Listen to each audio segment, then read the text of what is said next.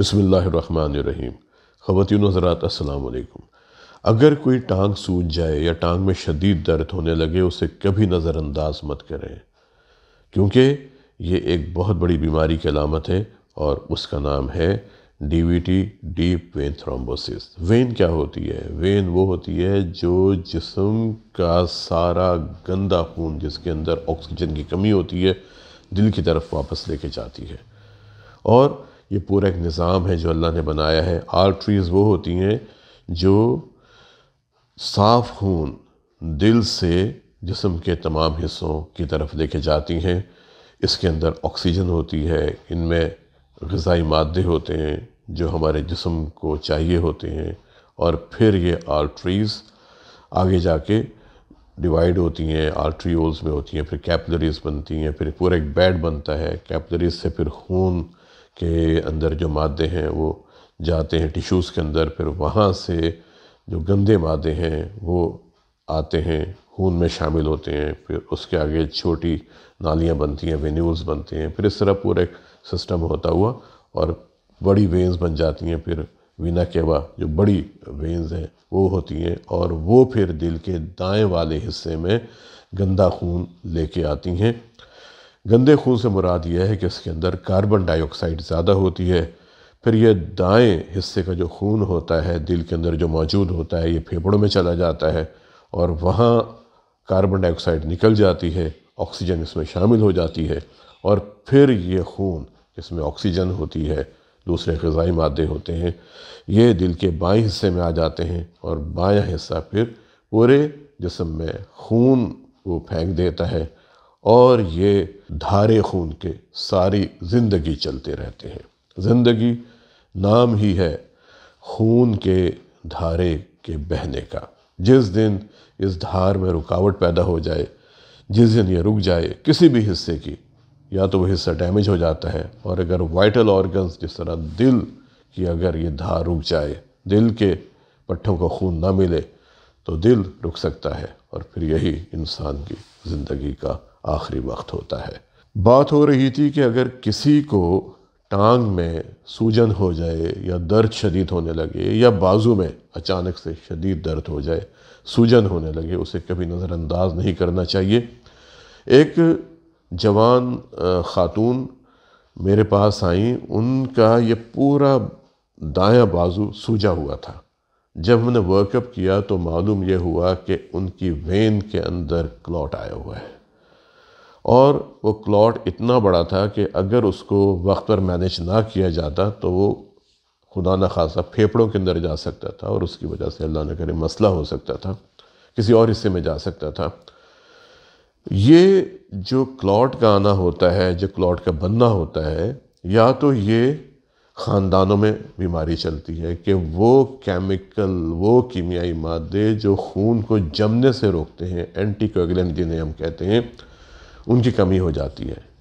ایک جین ہوتی ہے جو ان کو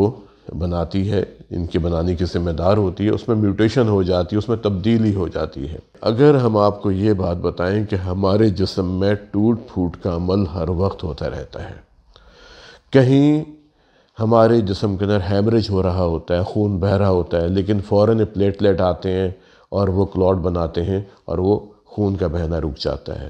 کہیں پر ہمارے خون کے لوتھڑے بن رہے ہوتے ہیں، اور وہاں پر ایسے کیمیکل مادے آ رہے ہوتے ہیں جو ان لوتھڑوں کو توڑ دیتے ہیں اور خون کے بہاؤ کو دوبارہ جاری کر دیتے ہیں۔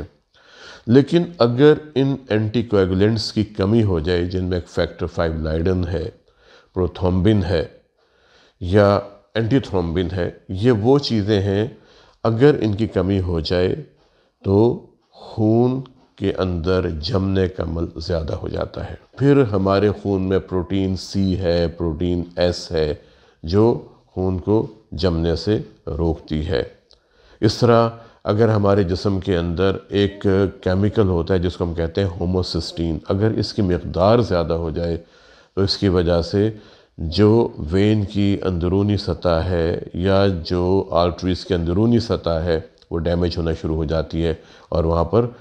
خون کے جمنے کا عمل زیادہ ہو جاتا ہے، لوتھڑے زیادہ بنتے ہیں، اور اس کی وجہ سے پھر اللہ نہ کرے بعض اوقات ہارٹ اٹیک ہو سکتا ہے، فالج ہو سکتا ہے۔ خون جمتا کیوں ہے؟ ایک جرمن سائنسدان تھے ورکاؤ، انہوں نے کہا تھا کہ اگر خون کے بہنے کا عمل سست ہو جائے یا خون رک جائے تو خون جمنے لگتا ہے۔ اگر خون کے اندر گاڑھا پن پیدا ہو جائے تو خون کے لوتھڑے زیادہ بنتے ہیں، یا اگر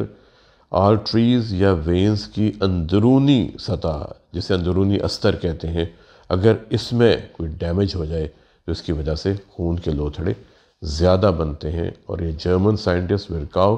ان کی آج تک یہ بات صحیح ثابت ہوتی ہے۔ جب ریسرچ کی گئی تو معلوم ہوا کہ یہی 3 فیکٹرز ہیں جو خون کے جمنے میں بہت بڑا کردار ادا کرتے ہیں۔ پہلی بات تو میں نے آپ سے کہی اسٹریسز کے، جس کے اندر خون کا بہاؤ کم ہوتا ہے یا خون رک جاتا ہے، اور دوسرا فیکٹر ہائپر کوگولیبلٹی،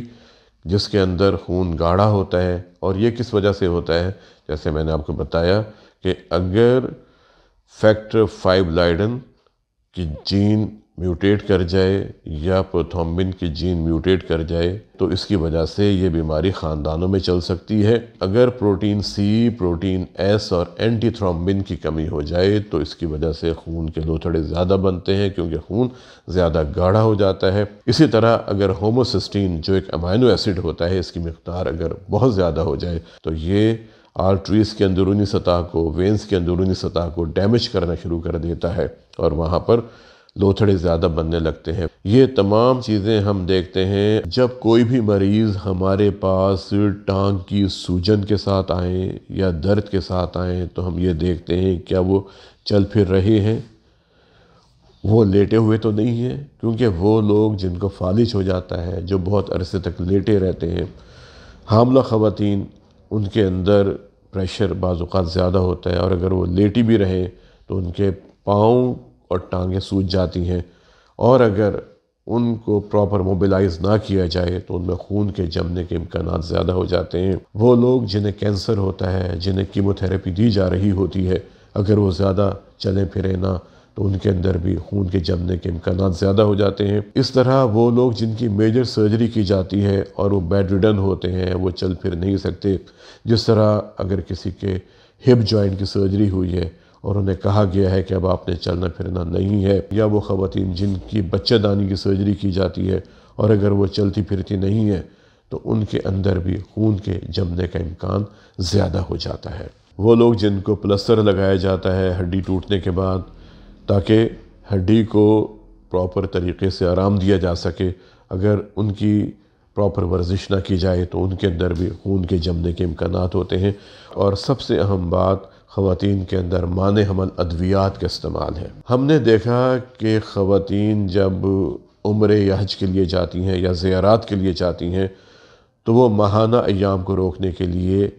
مختلف دوائیں استعمال کرتی ہیں، جنہیں ہم مانع حمل ادویات کہتے ہیں۔ یہ وہ ہارمونز ہوتے ہیں جو ان کے ایام کو روک دیتے ہیں، لیکن ان کا خطرہ سب سے بڑا کیا ہے کہ یہ خون کے اندر گاڑھا پن پیدا کر کے کلاٹ بنا سکتے ہیں، لوتھڑے بنا سکتے ہیں، اور اس کی وجہ سے اللہ نہ کرے بعض اوقات ڈیپ وین تھرومبوسس ہو سکتا ہے، ٹانگوں کی نالیوں میں خون جم سکتا ہے، اور یہی خون اگر پھیپھڑوں میں چلا جائے تو وہاں پر یہ پلمونری ایمبولزم کر سکتا ہے، پھیپھڑوں کی نالیوں میں خون جم جاتا ہے یا بعض اوقات فالج کر سکتا ہے۔ میں نے ایک خاتون کو دیکھا تھا جو عمرے پہ گئی تھیں، وہاں انہوں نے پاک رہنے کے لیے یہ ہارمونز اتنے زیادہ استعمال کیے تھے کہ ان کے خون میں جماؤ کا عمل شروع ہو گیا اور ان کی دائیں سائیڈ کمزور ہونے لگی۔ پھر وہ پاکستان آئیں، یہاں پر جب ان کا ورک اپ کیا گیا تو ایم آر آئی پر آئے کہ ان کے دماغ کے بائیں حصے میں خون کے لوتھڑے بننا شروع ہو گئے تھے۔ اب آپ یہ دیکھیں کہ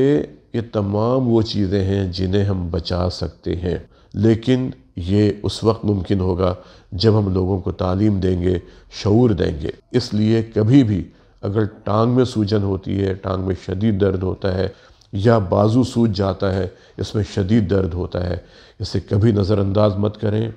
کبھی گھر پر بیٹھ کے سکائی نہ کریں، ٹوٹکے استعمال نہ کریں،